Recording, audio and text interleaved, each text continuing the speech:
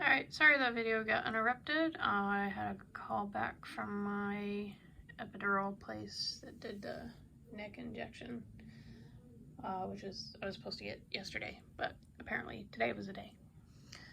So anyway, we were discussing eggs.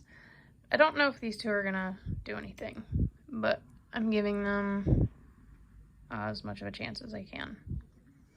So I'm just gonna let them stay in there, replace the leaves regularly, watching for black tipping.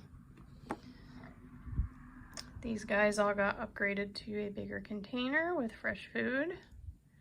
I decided to give them less food since they obviously did not eat all the food I gave them before. And I even smeared a little bit up top, just in case anybody decided to go up there and hang out. Which is kind of nice about this stuff, is you can kind of smear it, even though it's like Jello. It is smearable. Let's see, we already covered Hannibal and Graham. We got two in here. Roughly the same age as Hannibal and Graham.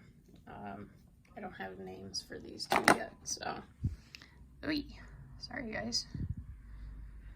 I know you're under there somewhere. Oh, great. Now I gotta check. I don't want any smushed caterpillars that can't get out. Yeah, it's the downside of moving containers.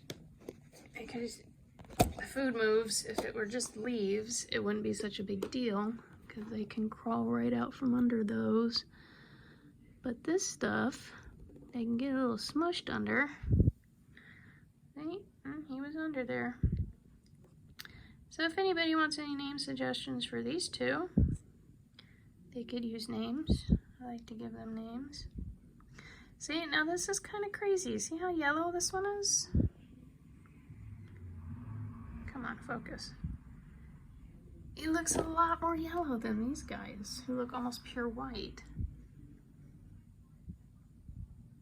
So, very, very interesting. I'm not sure what to expect here. As I said before, I got this food from Educational Science. They sell monarch larvae along with this food on their site. Of course, I did not buy any monarch caterpillars from them since I have plenty. I have 30 caterpillars currently going right now, mostly little ones. 3 big ones, so 27 third instars smaller, not including the 2 eggs that have not hatched yet.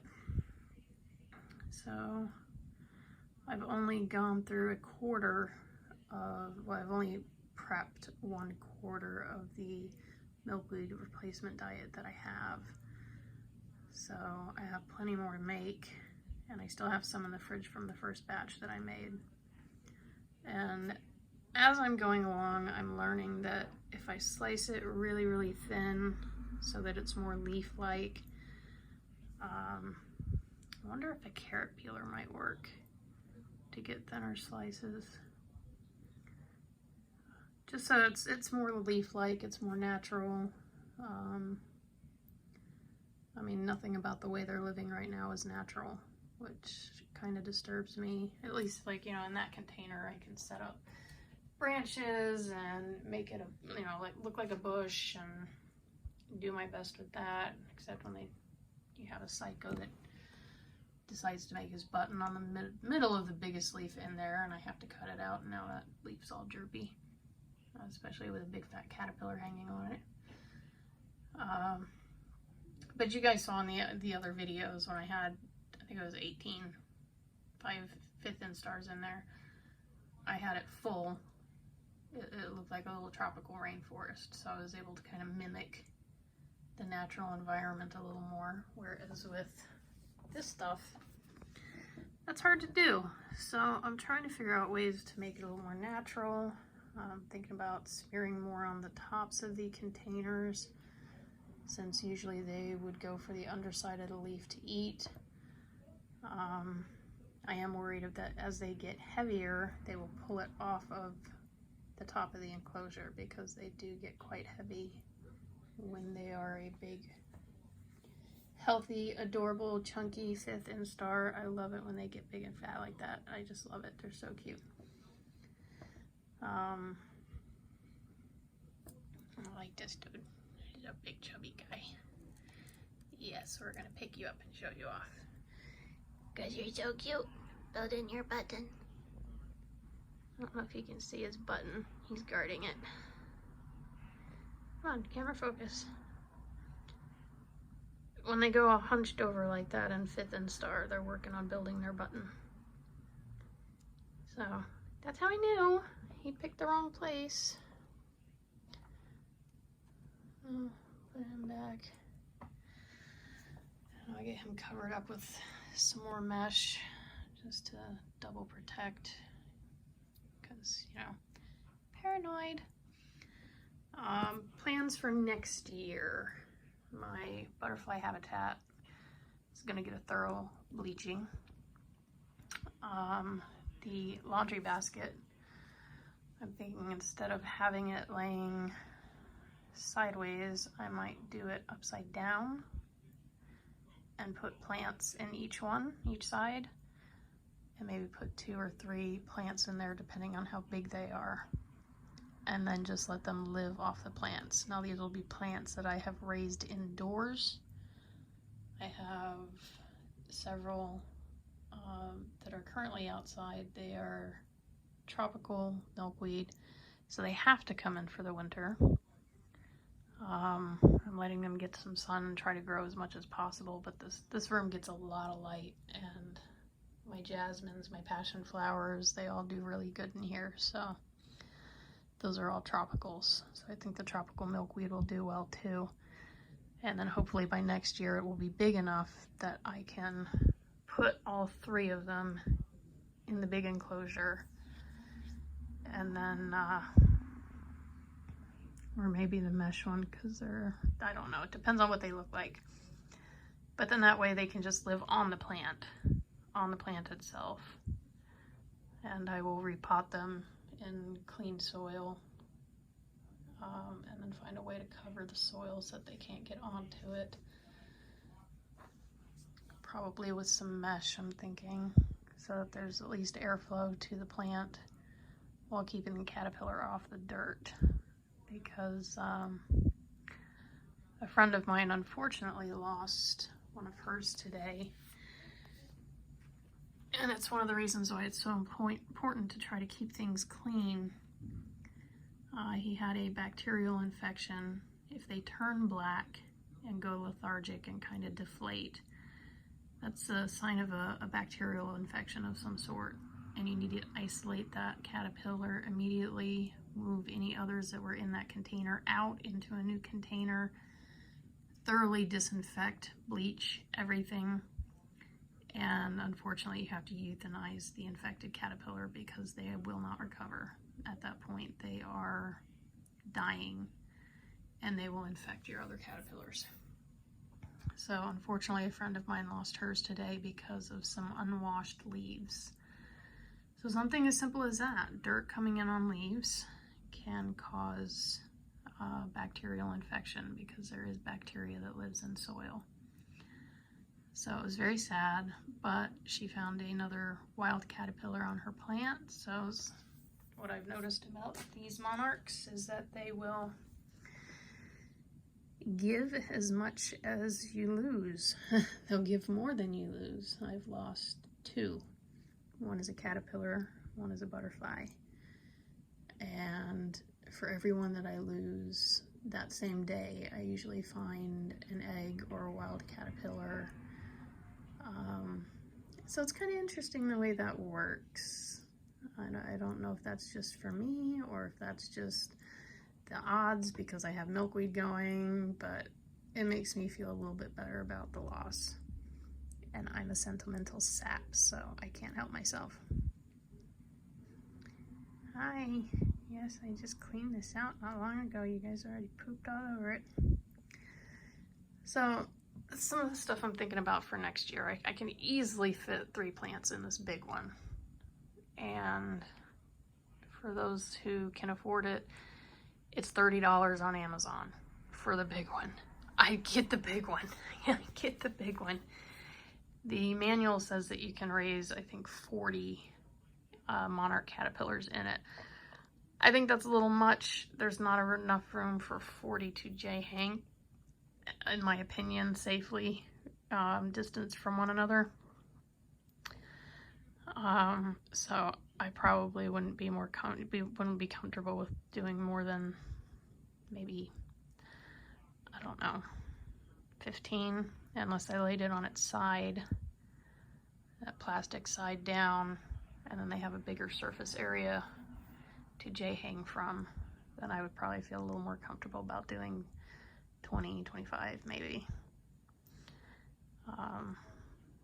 So those are plans for next year. You know, things are constantly evolving. I'm constantly trying to figure out how to be more efficient, how to create a more natural habitat or environment. Thankfully, there's no temperature regulation up here. So the temperature outside is the temperature inside. So we've had some cooler temperatures, and it's showing. Everybody's kind of slowing down on their progress. The hotter it is, the faster they progress through all of their stages. So everybody's kind of slowing down. Ooh, looks like all three are eating now. Or is it just that one hungry little guy? They really seem to be going to town on it, so they're not hating it. So that's a good thing. And I'm getting better about how to cut it and how to keep it clean. How to keep it fresh. Unfortunately, you do need to seal the container. It dries out so fast if it's in a container, because I had a mesh on these guys and the food that I had in there dried out within a day.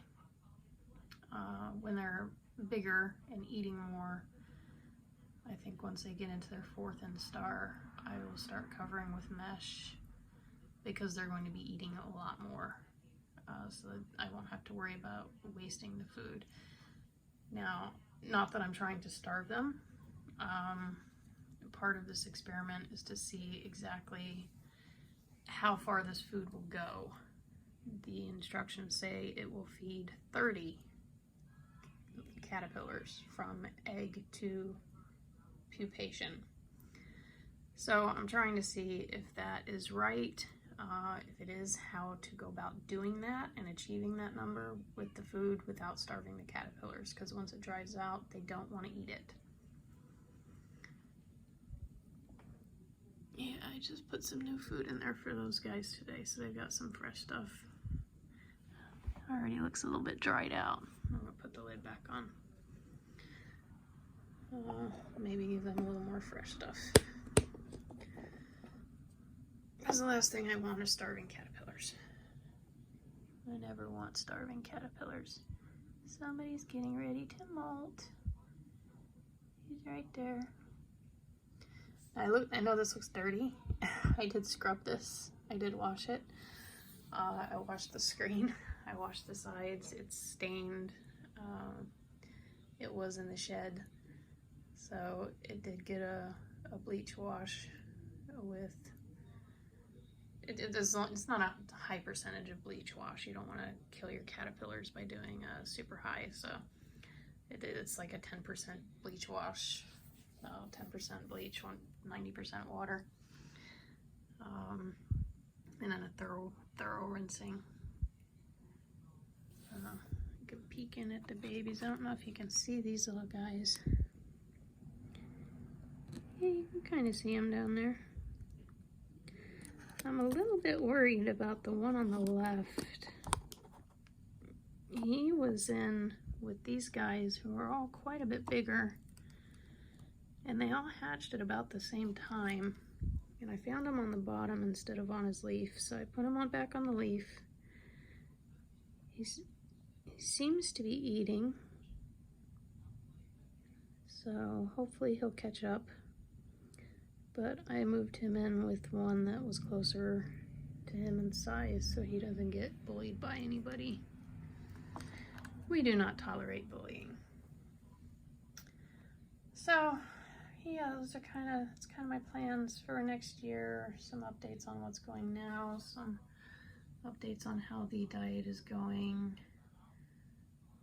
been great about doing videos since I got my epidural, because my neck has just been bothering me at the injection site, which I know nobody really cares about. This is about the caterpillars. But it makes it a little harder to film and move around and move my head and all of this stuff. So as I'm feeling better, I will start to film more and be better about it. And let's see, I think I have 9 in here. Yeah, I've got 9 in here because this guy hadn't molted yet. So he was still small. I didn't want him to move. I didn't want him to move in with the big kids. Once he molts, then he'll get upgraded back into the big container with the bigger kids if he's big enough. If not, he'll just be on his own. But there's 9 in there, 1 in there. These were the guys that were in a container of this size, which I just didn't feel was big enough. So you can kind of see the size difference. There's a bigger footprint and about a little bit deeper, maybe about the same depth. Yeah, it looks to be about the same depth,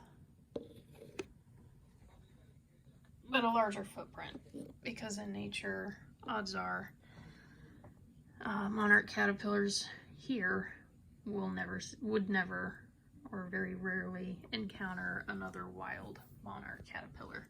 So they don't have a social behavior. They fight, which you've seen, little cat fights. I've seen video footage in Florida where you have 3 caterpillars happily sharing the same stick, and in Florida they have monarchs year-round, so they might have developed a little more of a social behavior down there, I don't know, out of necessity. Up here though, not so much. They just they fight, and they can damage. Oh, somebody found the butternut squash. I tried to make that more leaf-like so that it could be a little more natural. I don't like them being on the ground. I just don't. The poop is on the ground. I mean, I just cleaned that up recently. I moved that to the other side. I just took them out, dumped all the frass, washed it, put them back in there, and that was at noon, so it's, I don't know, 5, 6 p.m. now, I'm not sure. And that's how much is accumulated. So before I go to bed, I will clean that again. So I feel better having that up than on the ground, because then that means that the frass will most likely go down, and they won't be crawling around in it, because that is another risk for a bacterial infection. So it's another reason why you need to be diligent about cleaning up the frass, which is kind of hard with this stuff. So I've showed you my toothpick method. You just kind of go around, scoop it up, it sticks to the edge of the toothpick, and then I wipe it off on some crunchy leaves. Then when I can't get enough, I can't get all of it, like this is since I put them in there, and that's only been a few hours, I think. My whole concept of time is off. But they just poop so fast, and if you don't stay on top of it, then they're crawling around on poop,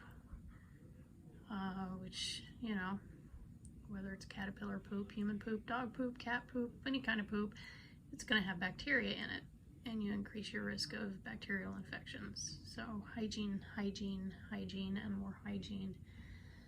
So I'm always trying to come up with ways to get stuff off the ground. So I've got to figure out a way to do that with this. So I don't know, maybe get some popsicle sticks, dip the popsicle sticks in it when it's still setting up. I don't think they'll eat the wood. I mean, they're pretty good about not eating plastic, but I don't know. I mean, maybe I'll just have to cut up some of my plastic containers and make leaf-like shapes that I can dip in this stuff and make a leaf-like surface for them to eat on that I can then prop up so that the frass falls to the bottom and they don't have to crawl in it. Again, spitballing ideas. I'm constantly trying to think of ways that I can keep things safer, make things easier.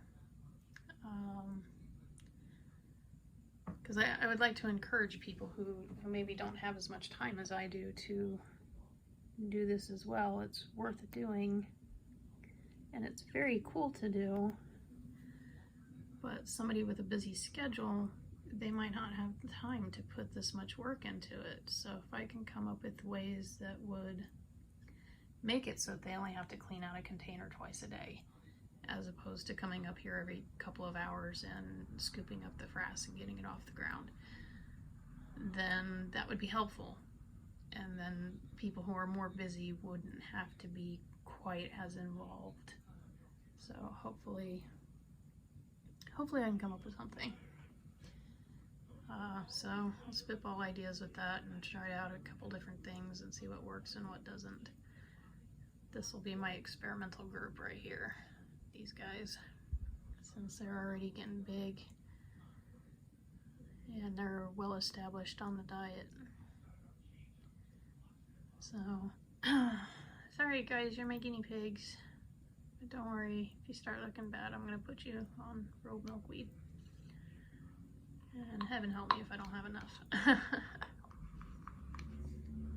Although I did hear from a very kind lady that's somewhat local who says she has a lot of milkweed and can share with me if I need it. So hopefully that offer still stands if I decide that the diet is not good for them. But I'm thinking they'll be okay, since educational science actually sells the caterpillars with the diet and people then release them. So I'm not expecting that I will have to put them on real milkweed unless any of them reject it outright, which I'm hoping they don't.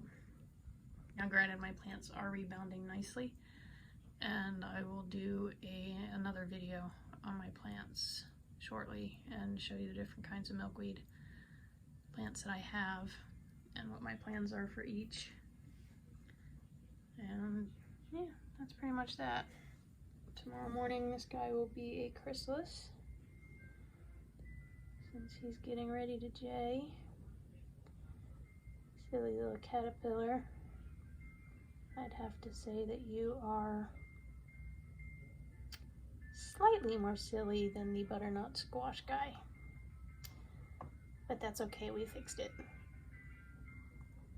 So, alright, so I'll do another video on my plants.